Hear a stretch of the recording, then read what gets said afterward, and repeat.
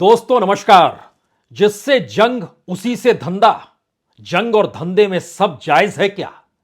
और क्या यह सेना के साथ धोखा नहीं होता है कि हम अपनी सेना को सीमा पर तैनात करके दुश्मनों को चेतावनी देते रहते हुए बतलाते हैं कि हमारी सेना मजबूत है, लेकिन इसी दौर में देश की डिप्लोमेसी, देश के बिजनेस इस बात को प्रोत्साहित करते चले जाते हैं कि धंधा रुकना नहीं चाहिए, व्यापार बढ़ते रहना चाहिए। और आत्मनिर्भर भारत महज एक नारा है, दुश्मन के प्रोडक्ट्स पर निर्भरता कहीं ज्यादा बेहतरी है। क्या यह एक ऐसी स्थिति बीते 8 बरस में चीन को लेकर भारत के सामने उभरी है, जिसमें चीन को लेकर भारत की डिप्लोमेसी क्या कहती है, भारत की विदेश नीति क्या कहती है, भारत के संबंध व्यापार को लेकर और युद्ध को लेकर क्या अलग अलग हैं? खास तौर से लाइन ऑफ एक्चुअल कंट्रोल, एक तरफ नॉर्थ ईस्ट का हिस्सा, दूसरी तरफ पूरे तरीके से ईस्ट का हिस्सा। इन दोनों जगहों पर कहते हैं चीन तब तब सक्रिय होता है जब जब उसकी अपनी राजनीतिक स्थिति उसके अपने देश में डामाडोल होती है। तो क्या यह माना जाए कि शी जिनपिंग की स्थिति फिलहाल चीन में कमजोर हो चली है? लोग सवाल उठा रहे हैं, इसीलिए वह अरुणाचल के तवांग में सक्रिय हो गया, ध्यान भटका दिया, या फिर इसके समानांतर भारत की डिप्लोमेसी को समझते हुए उस धंधे और जंग के बीच की एक मोटी लकीर पर आज चलने की कोशिश की जाए? क्योंकि 8 बरस के दौर में डोकलांग हुआ, 8 बरस के दौर में गावलान हुआ और अब तवांग हुआ है। इन्हीं 3 दौर के भीतर भारत की सेना सीधे टकराते हुए दिखाई दी। इसी दौर में भारत का बिजनेस लगातार बढ़ता चला गया और बढ़ते बढ़ते चीन पर निर्भरता हमारी काफी हद तक बढ़ गई। हालात ये हो गए जब यह कहा गया कि भारत का व्यापार घाटा अगर बढ़ता चला गया, डॉलर के मुकाबले रुपया गिरते चला गया, तो भारत की स्थिति नाजुक हो जाएगी। उसी व्यापार घाटे के दायरे में चीन से हमारा व्यापार घाटा 43% है, यानी पूरे व्यापार घाटे का 43% चीन पर ही निर्भर हो चला है। यह कौन सी परिस्थिति है और इसको लेकर क्या भारत सचेत नहीं हुआ? यकीनी तौर पर हुआ है, कई बार हुआ है। और यहां तक कि भारत ने भारत के भीतर मैन्युफैक्चरिंग कैसे बढ़े, इसके लिए अलग अलग योजनाओं का ऐलान किया, पार्लियामेंट में खूब शोर मचाया और बताया भी हमने कौन सी योजनाएं शुरू की है। तो उन योजनाओं का क्या हुआ जिसके जरिए भारत को चीन से प्रोडक्ट मंगाने नहीं थे, बल्कि यहीं पर उसकी मैन्युफैक्चरिंग होनी थी? फिर उसके साथ ही निर्भरता क्यों बढ़ गई?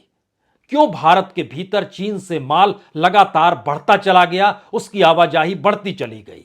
और जिन क्षेत्रों में भारत ने रास्ते खोले भारत के इंडस्ट्रियलिस्टों के लिए, उद्योगपतियों के लिए, या कहें व्यापारियों के लिए, वह भी चीन पर निर्भर क्यों हो गए? और पार्लियामेंट में भारत यह कहकर खामोश कैसे हो सकता है कि दरअसल यह घरेलू बिजनेस करने वाले लोग लगातार चीन से अगर माल मंगा रहे हैं तो हम क्या करेंगे? यह ऐसे सवाल हैं जिन सवालों के दायरे में आज जब तवांग का मामला उठा और पार्लियामेंट के भीतर देश के डिफेंस मिनिस्टर राजनाथ सिंह बयान देने आए, तो उस बयान देने के 2.5 घंटे पहले देश के कानून मंत्री सामने आ गए। उन्होंने बताया कि दरअसल सब ठीक ठाक है, हमारा अभिन्न अंग है, कोई मुश्किल नहीं है, और प्रधानमंत्री मोदी के काल में तो 1 इंच जमीन भी चीन ले नहीं सकता है। फिर राजनाथ सिंह के बयान के बाद देश के गृह मंत्री ने कहा, लेकिन पहला फॉल्ट कहां हुआ? जब पार्लियामेंट चल रही हो, तय हो चला हो कि डिफेंस मिनिस्टर कुछ कहेंगे, तो फिर उससे पहले क्यों लॉ मिनिस्टर ने कहा? क्या यह संदेश डिफेंस मिनिस्टर के लिए था? कुछ भी कहिए, लेकिन आज हम आपके सामने उस व्यापार की परिस्थितियों को बताना चाहते हैं जिसे देश के नौकरशाह खुले तौर पर दस्तावेज के साथ लेकर चलते हैं। कॉमर्स मिनिस्ट्री के एक नौकरशाह से हमने पूछा कि जनाब, कितना व्यापार होता है चीन के साथ और यह बढ़ क्यों रहा है, और बढ़ने को रोकने के लिए सरकार जो कदम उठाती है वह रुकता क्यों नहीं है? हमने पूछा बहुत सीधे तौर पर उनसे। जाहिर है इस काल में कोई नौकरशाह सामने आता नहीं है, लेकिन नौकरशाह जानकारी जरूर दे देता है आपको कि दरअसल किस किस क्षेत्र में क्या क्या स्थितियां हैं, और सरकार कहती है नौकरशाहों को आप खामोश रहें, आप मीडिया के पास नहीं जाएंगे। हमने पूछा क्या क्या आ रहा है, जो इतनी लंबी फहरिस्त बनती चली जा रही है कि भारत का व्यापार घाटा चीन को लेकर बढ़ रहा है। हम जितना माल चीन को देते हैं 6 गुना ज्यादा माल वह भारत को देता है, तो घाटा तो भारत का ही हो रहा है। उन आंकड़ों पर मत जाइए, पहले जरा फहरिस्त देखिए, फिर बताइए भारत कितना आत्मनिर्भर है। उन्होंने बताना शुरू किया chemical products, plastic and articles, paper and paperboard, cotton, textile fabrics, footwear, glass and glassware, iron and steel, copper, animal और vegetable fats, ores, slag and ash, mineral fuels, organic chemicals, fertilizer, tanning or drying extracts, nuclear reactor, boiler, machinery, mechanical appliances, electrical machinery, furniture, एक लंबी फहरिस्त वो बताते जा रहे थे। हमने कहा खामोश रहिए, जरा ये जानकारी दीजिए कि भारत ने इस दौर में क्या कोई प्रयास नहीं किया जब आप इतनी चीजों को चीन से मंगाते हैं। उन्होंने कहा नहीं नहीं, प्रयास किया, और खास तौर से जब गलवान हुआ तो उसके बाद सरकार चेत गई और उन्होंने एक तरीके से डेवलप किया कि भारत के भीतर जो मैन्युफैक्चरिंग सेक्टर है उनको ग्लोबली कॉम्पिटिटिवनेस कैसे बनाया जाए और उनको ऊपर इन्वेस्टमेंट ज्यादा से ज्यादा हो, इस दिशा में काम करना चाहिए। तो हमने कहा उस क्षेत्र में क्या हुआ, तो पहले बोले उस क्षेत्र को आप जानना चाहेंगे या ये जानना चाहेंगे कि क्या हुआ। हमने कहा क्षेत्र बता दीजिए। उन्होंने एक लाइन से लगभग 14-15 सेक्टर्स के नाम बताए। Textile product, advance chemistry, cell battery, automobile and art component, high efficiency solar PV module, white goods जिसमें एसी और एलईडी आती है, food products, telecom and networking products, pharmaceuticals, drugs, electronic technology products, manufacturing of medical devices, large scale electronic manufacturing, active pharmaceuticals ingredients.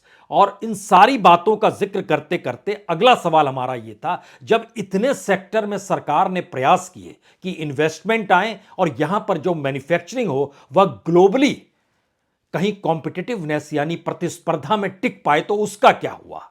उस पर उनका जवाब बड़ा शानदार था। उनका कहना था कि एक तो भारत के भीतर की परिस्थितियों में जिन 14 सेक्टर को सरकार ने खोला उसमें कोई मैन्युफैक्चरिंग बढ़ी हो या निर्भरता घटी हो, ऐसा नहीं हुआ। इसका खेल उल्टा पड़ गया।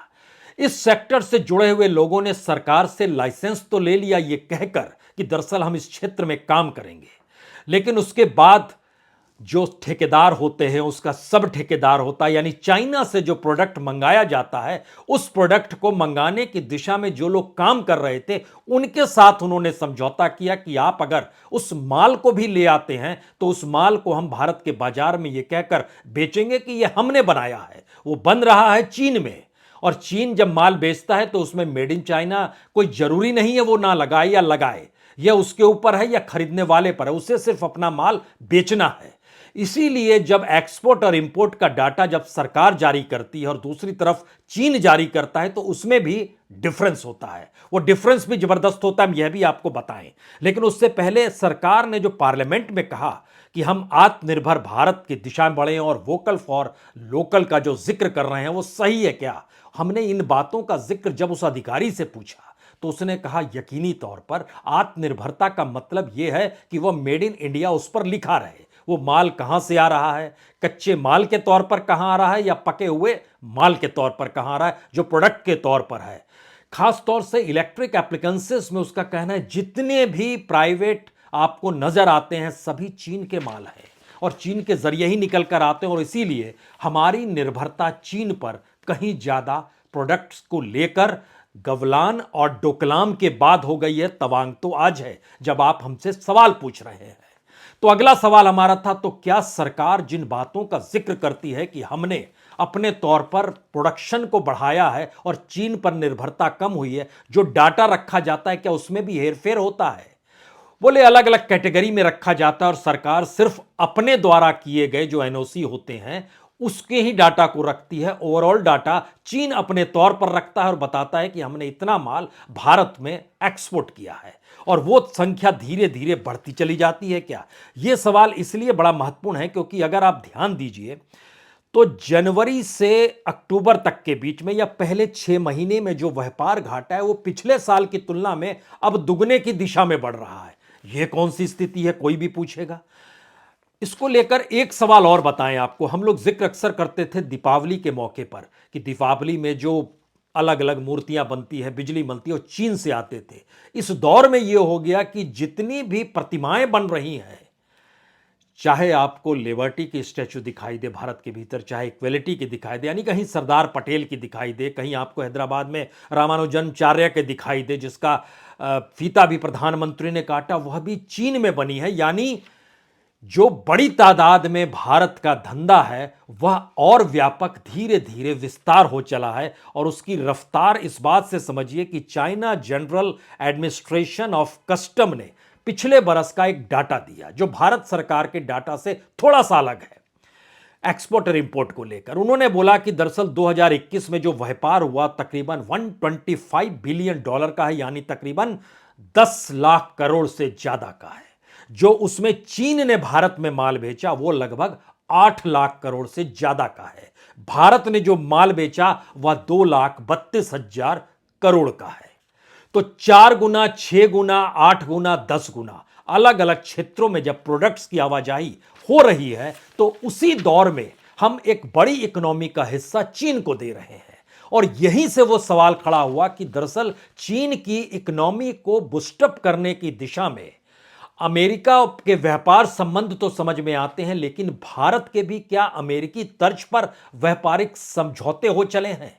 क्योंकि भारत एक तरफ जो सीमावर्ती पूरा इलाका है वहां पर जो तनाव रहता है लाइन ऑफ एक्चुअल कंट्रोल को लेकर, जो लगभग 3,440 किलोमीटर की एक लंबी सीमा मानी जाती है, और इस लाइन ऑफ कंट्रोल पर नदी है, झील है, पहाड़ है, बर्फ से घिरे पहाड़ हैं, और इस पे एक समझौता हो गया था कि दरअसल कोई भी अपने तौर पर यहां पर सीमा पर बंदूक और विस्फोटक का इस्तेमाल नहीं करेगा। इसीलिए शायद जब डोकलाम के बाद की परिस्थिति सीमा पर निकल कर आई और यह कहा गया कि लद्दाख के इलाके में 20 सैनिक मारे गए, तब यह सवाल था बिना हथियारों के मौत अगर हुई होगी और जो भारत के सैनिक शहीद हुए होंगे उनको कितना प्रताड़ित किया गया होगा।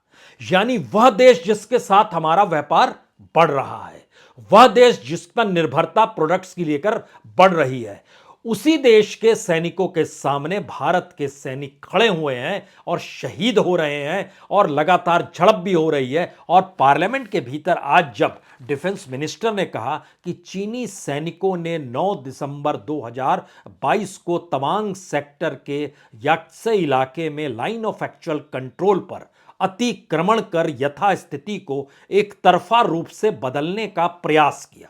ध्यान दीजिए, भारत यहां पर सक्रिय नहीं हुआ, वो सक्रिय हुआ, तो उसमें यह हिम्मत क्यों आई? पहला सवाल। उसके बाद कहते हैं मिनिस्टर की चीन के इस प्रयास का हमारी सेना ने दृढ़ता के साथ सामना किया।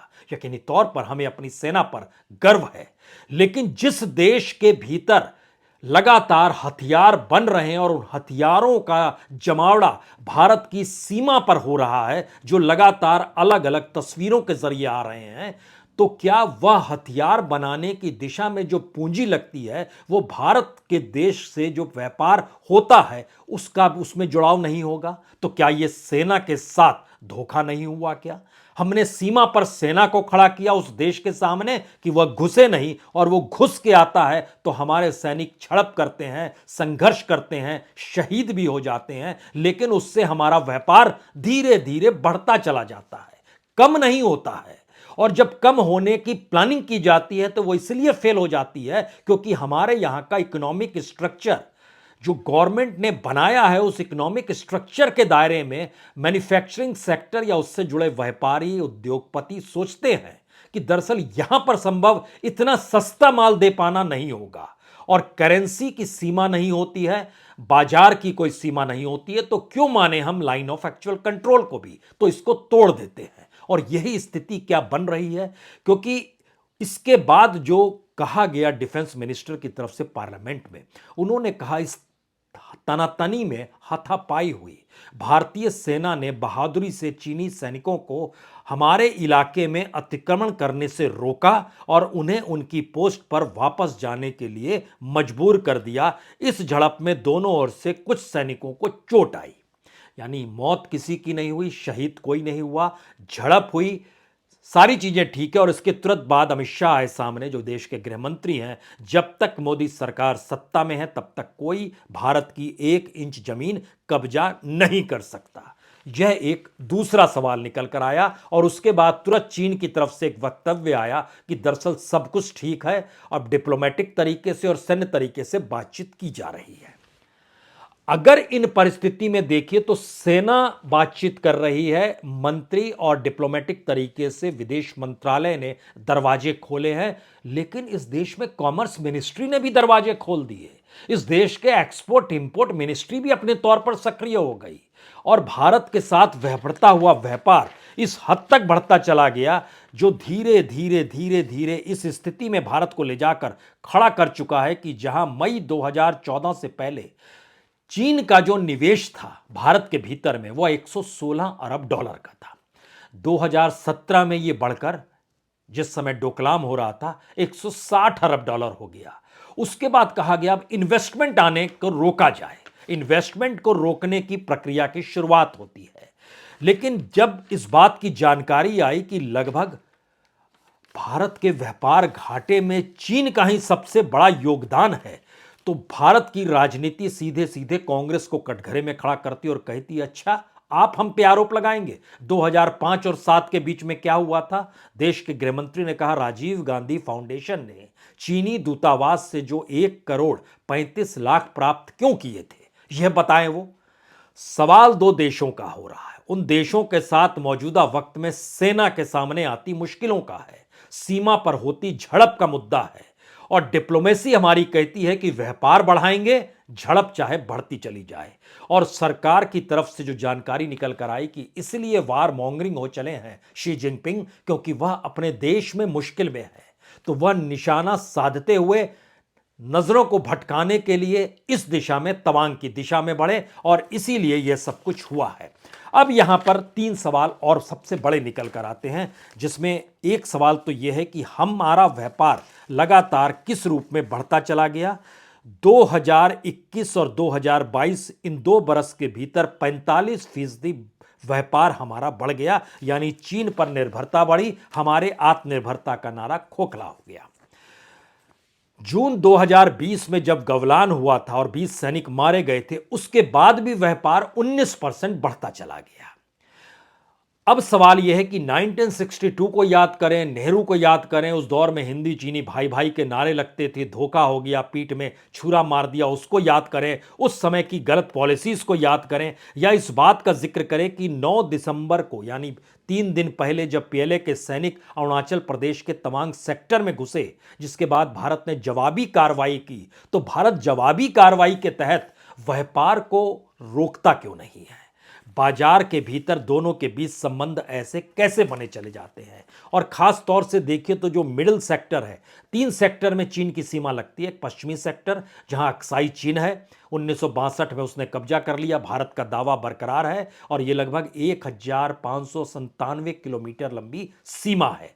मिडिल सेक्टर में आइएगा तो हिमाचल प्रदेश और उत्तराखंड 545 किलोमीटर की सीमा है। जो पूर्वी सेक्टर में चले जाइएगा तो सिक्किम और अरुणाचल प्रदेश आता है, लगभग 1346 किलोमीटर की यहां पर सीमा है। और मैकमोहन लाइन को नहीं मानता है चीन, ये कोई बताने की जरूरत नहीं है। लेकिन डोकलाम 2017, गलवान 2020, तवांग 2022, अब इन तीनों परिस्थितियों से जब आप निकले तो दिमाग में अब लाना शुरू कीजिए कि भारत का द्विपक्षीय व्यापार क्या कमाल दिखाता है इसी दौर में। और चीन के अपनी रिपोर्ट, जो इंटरनल रिपोर्ट बतलाती है, उसका मानना है कि चीन के भीतर का मैन्युफैक्चरिंग सेक्टर अगर ठप पड़ गया तो चीन के सामने हथियारों को बनाने पर और दुनिया के बाजार से विस्फोटक जो वो खरीदता है उस पर मुश्किल आने लगेगी। यानी व्यापार बढ़ता है किसी देश का तो वहां की सेना मजबूत होती है, यह तत्व है चीन से निकलकर। भारत के भीतर में व्यापार घाटा बढ़ता है तो चीन की सीमा से होती झड़प, मुठभेड़ या फिर आपस में शहीद होने की परिस्थितियों पर भी हम खामोशी यह कहकर बरत लेते हैं। इस बार कहते हैं देखिए हमारा कोई व्यक्ति नहीं मरा, कुछ घायल जरूर हुए। उससे पहले कहते हैं जब गलवान होता है 20 सैनिक शहीद हुए, लेकिन हमने कहीं ज्यादा उनको अटैक किया और उनके 60 से ज्यादा मारे गए। हालांकि चीन ने कहा हमारे सिर्फ 4 सैनिक मारे गए थे, लेकिन मान लीजिए 60 भी मारे गए, तो जब मारे गए 60 और यहां 20 शहीद हुए, फिर भी व्यापार कैसे बढ़ेगा? और डोकलाम के भीतर तो 80 दिनों तक जो त्रिकोण बना हुआ था, एक तरफ सिक्किम का बॉर्डर, एक तरफ भूटान का बॉर्डर, एक तरफ तिब्बत का बॉर्डर, और उस त्रिकोण के भीतर 80 दिनों तक सेना जो मौजूद थी, तो रसद, पानी, तमाम चीजों पर खर्च हो रहा था ना। और सेना को पुष्ट बनाने के लिए भारत की इकोनॉमिक स्थिति को मजबूत होना चाहिए ना। अगर ये सारी परिस्थितियां एक साथ चले तो हर पॉलिसी दूसरी पॉलिसी से जुड़ी है, यानी जंग और धंधा, बिजनेस, वह भी साथ जुड़ा है। चीन बाखूबी इसे मैन्युफैक्चरिंग सेक्टर को मजबूत करके अपनी सेना को मजबूती दे रहा है, और भारत व्यापार घाटे को सहते हुए देश के भीतर कम होते प्रोडक्ट्स में प्रोडक्ट को लेकर निर्भर होता चीन पर यह संदेश दे रहा है कि देखिए देश ठीक ठाक चल रहा है। तो क्या यह ढुलमुल नीति है? क्योंकि पहली बार देश ने देखा कि अहमदाबाद में झूला झूलते प्रधानमंत्री मोदी के साथ शी जिनपिंग, उसके तुरंत बाद डोकलाम हो गया। डोकलाम के बाद व्यापार में कोई कमी आई नहीं, व्यापार बढ़ने लगा। अंतर्राष्ट्रीय मानचित्र पर भारत चीन के साथ है, अमेरिका के साथ है, रशिया के साथ है। इस त्रिकोण में भारत की डिप्लोमेसी कभी इधर कभी उधर करती चली गई, तो उसके बाद गवलान हो गया। और इन परिस्थितियों में जब भारत रशिया के नजदीक पहुंचा, रशिया और चीन की रिश्ते और मजबूत हुए अमेरिका को लेकर, तो इन सब के बीच अब तवांग हो गया। अब भारत की इन परिस्थितियों में बीते 6 महीने का एक आखिरी डाटा देख लीजिए, जो व्यापार का डाटा है, जो बहुत साफ तौर पर बतलाता है कि अप्रैल से लेकर अक्टूबर तक जो चीन से भारत में माल आया, ये $60 बिलियन से ज्यादा का है। रुपए में कन्वर्ट कीजिएगा तो तकरीबन 5 लाख करोड़।